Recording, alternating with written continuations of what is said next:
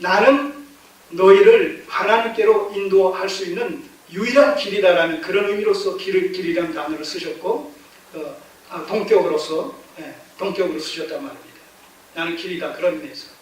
그 다음에 나는 진리다라고 했을 때는 하나님이 누구이신지, 그분이 어떤 분이신지, 그분을 어떻게 믿고 섬기고 따를 수 있는 것인지에 관해서 알려줄 수 있는 유일한 대상으로서의 진리이다, 그렇게 말씀하시는 것이죠. 그러니까 예수 그리스도로 말미암지 않고서는 아버지께로 갈 자가 없다는 거예요. 다시 말해서 아버지가 누구인지를 알 수 있는 것은 오직 그리스도를 통해서만이 가능하다는 얘기죠. 왜요? 그리스도가 곧 하나님이시니까. 하나님과 그리스도는 성부 하나님과 성자 그리스도는 본질상 동일하신 분이기 때문에 삼위일체론적인 관점에서. 그 다음에 또 나는 생명이시다. 무슨 생명이에요? 아버지께서 갖고 계신 영원한 생명을 줄 수 있는 바로 생명의 원천이 되시는 분이 그리스도다.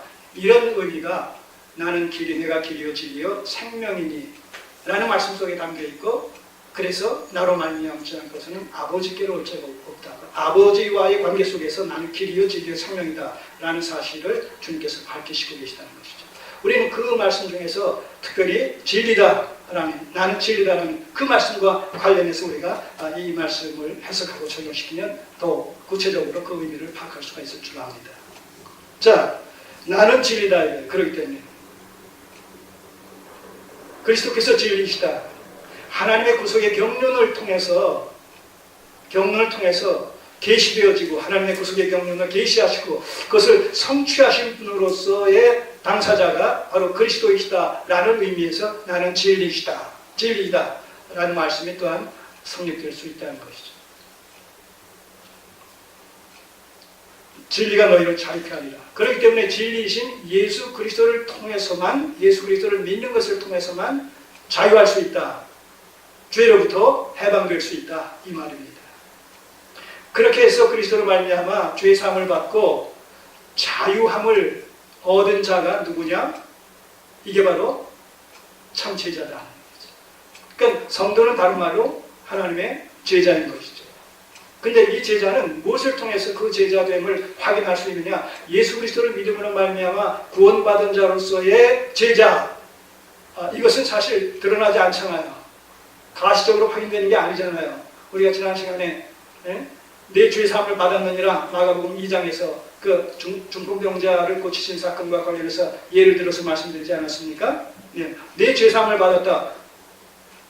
내가 죄 사함 받았다는 거 내가 지금 확인할 수 있습니까? 눈으로? 확인할 수 없죠.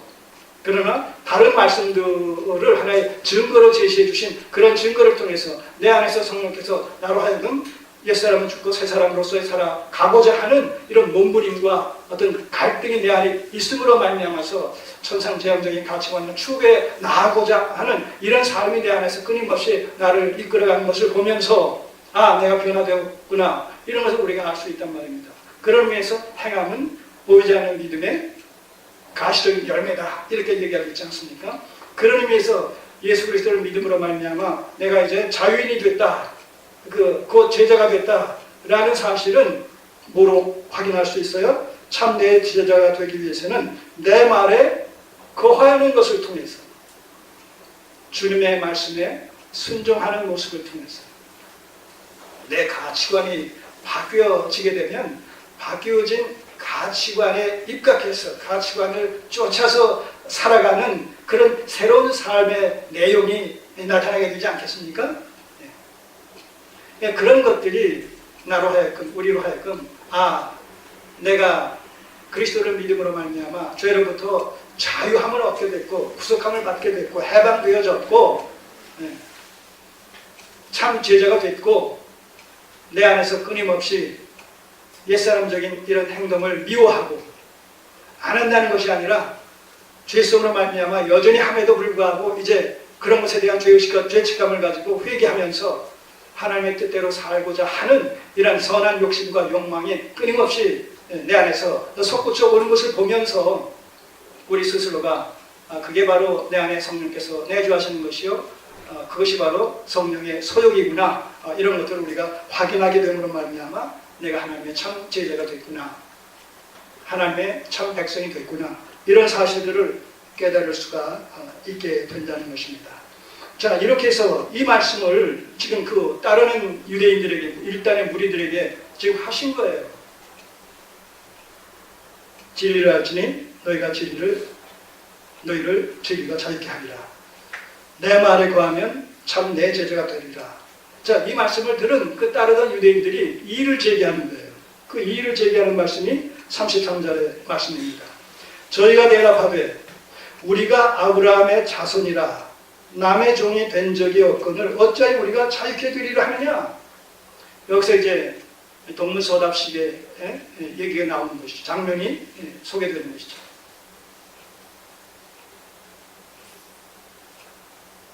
진리가 너희를 자유케 하리라. 주께서 이렇게 말씀하셨을 때 이것은 영적인 의미를 담고 있지 않습니까?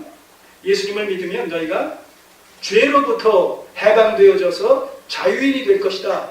이거 지금 말씀하신 거 아닙니까? 영적인 관점에서 말씀을 하시는 것인데 지금 이 유대에 따르던 우리로서의 유대인들은 이것을 현실적으로, 형상적으로, 물리적으로 받아들였단 말입니다. 그러면서 하는 얘기가 우리가 아브라함의 자손이라 남의 종이 된 적이 없거늘 어찌하여 우리가 자유케 되리라 하느냐. 사실 이 말에는 일말의 뉘앙스가 있죠. 이스라엘 백성들이 역사 속에서 침략을 받아 멸망을 당하면서 또 때로는 포로로 잡혀가면서 종살이 하던 때가 있었어요, 없었어요? 많잖아요. 우리가 그런 관점에서 보게 되면 여기서 얘기하고 있는 이 말들, 아브라함의 자손이라 남의 종이 된 적이 없거늘 어찌하여 우리가 자유케 되리라 하느냐라는 이 말은 뭔가 앞뒤가 안 맞는 것 같지 않아요? 그러나 이것은 정치적인 관점에서 얘기가 아니에요. 정치적인 관점에서 이들이 그걸 몰라서 지금 얘기를 하겠어요? 그게 아니라 멸망을 당하고 이방인들이 멸망을 당하고 포로로 잡혀가서 수십 년을 고통을 당해도 저들의 그 중심에 하나님을 향한 여호와의 신앙관이 있었다는 거예요. 여호와의 신앙이 있었다는 거예요. 그리고 그 여호와의 신앙은 어디서부터 비롯되어진 것이냐? 바로 하나님께서 그들의 조상 아브라함을 불러주심으로 말미암아 하나님과 여호와의 신앙을 맺게 되어진, 받게 되어진 바로 거기서부터 계기가 되어져서 그 여호와의 신앙이 그 후손들에게, 아브라함의 후손들에게 계속 계승되어져 왔다는 것이죠. 그래서 우리들은 그러한 그 최악의 상황 속에서도 결코 우리는 우상을 숭배한 적이 없다. 여호와의 신앙을 우리는 고집하고 고수하고 그리고 지금까지도 여호와 하나님만을 믿어오고 있다. 그렇게 얘기하는 거예요. 그것이 참이냐 거짓이냐, 그런 것은 우리가 차치하더라도. 자, 지금 이 시점에서 유대인들이 믿는 신앙의 대상은 누굽니까? 여호와 하나님 아니겠어요? 유일신 여호와 하나님. 유대교적인 관점에서, 신약적 관점에서가 아니라 구약적 관점에서 그들은 그 유일신 하나님 사상을 갖고 있단 말입니다. 자, 그러니까 그런 관점에서 얘기하는 거예요. 하나님께서 불러주셔서 하나님을 믿게 되어진 우리의 조상 아브라함의 그 후손들로서 계속 우리는 하나님만을 믿어왔다.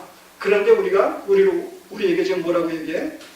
너희를 진리를 알지니 진리가 너희를 자유케 하리라 하면, 아니, 이 자유라는 것은 종살이 하는 가운데서 해방되어질 때에 그것을 자유라고 얘기하는데, 우리는 누구에게 종살이 한 적이 없는데, 신앙적인 종살이, 정치적인 종살이가 아니라.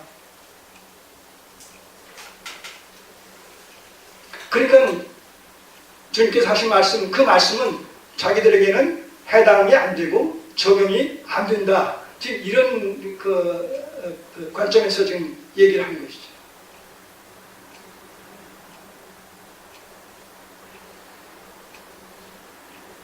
마찬가지입니다.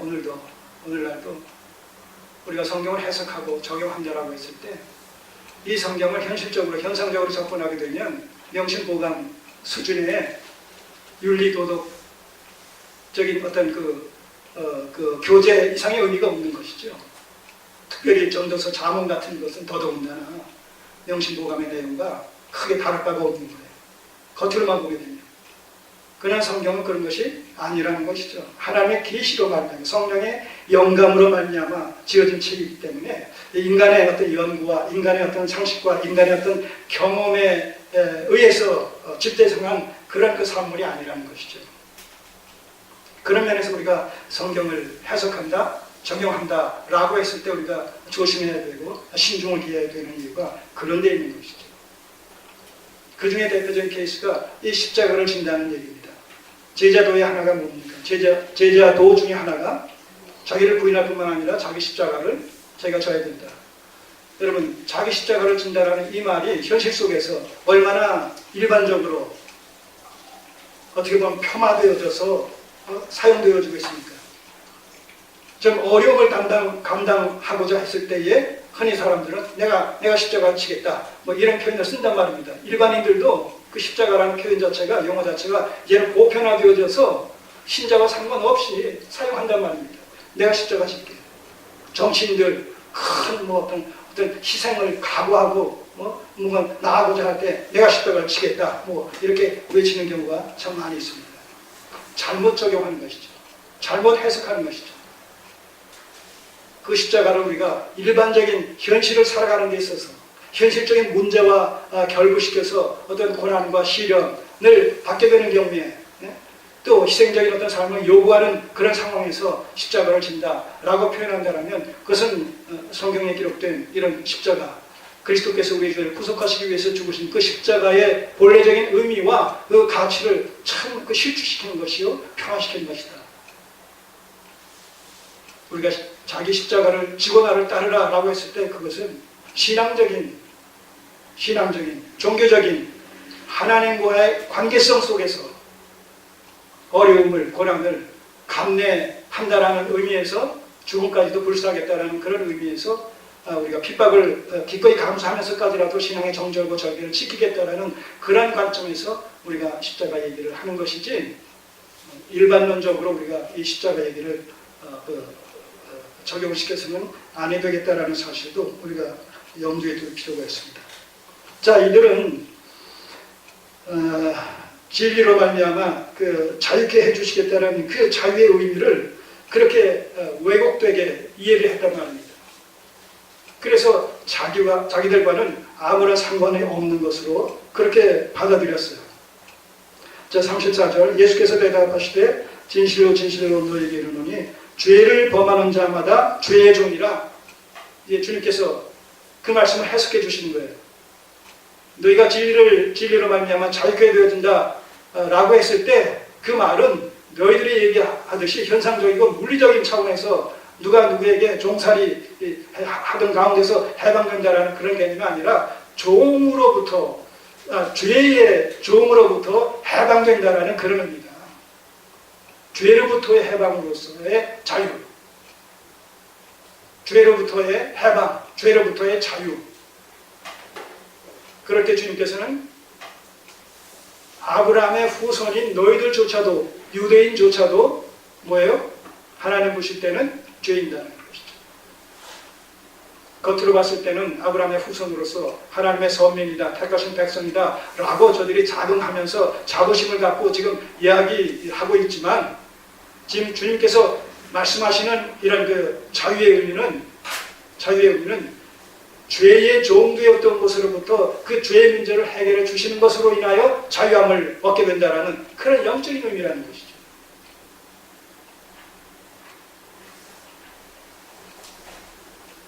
서로 대화의 핀트가 맞지 않는 거예요.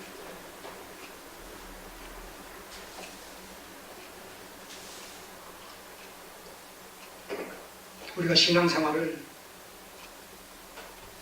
어떻게 하느냐라는 문제와 관련해서 언제나 말씀이 기준이 되어지고 말씀이 규범이 되어지고 말씀이 어떤 목표가 되어져서